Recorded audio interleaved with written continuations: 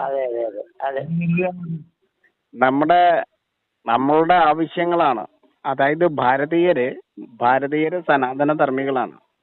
സപ്തഭൂഖണ്ഡങ്ങൾക്കും വേണ്ടിയിട്ട് സപ്താക്ഷരി മന്ത്രം മുഴക്കി വൈഷ്ണവാരാധനയെ ചെയ്യുന്നവരാണ്.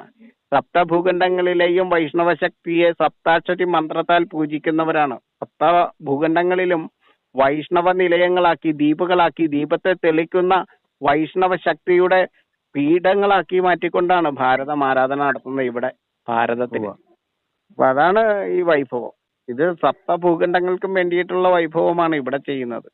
അപ്പൊ എല്ലാവരും ചോദിക്കുന്ന ഒരു ചോദ്യമുണ്ട്, ഇപ്പൊ ഭാരതത്തിലുള്ളവർ ഇത് ചെയ്തില്ലെങ്കിൽ എന്താ കുഴപ്പമെന്ന്.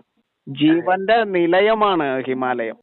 ഹിമാലയത്തെ ആശ്രയിച്ചാണ് സർവ്വ ജീവപ്രപഞ്ചവും നിലനിൽക്കുന്നതെന്നുള്ള വസ്തുത അറിയണം. അതിന് കാരണമായിരിക്കുന്ന വൈഭവം പശ്ചിമഘട്ടത്തിൻ്റെതാണെന്നും അറിയണം.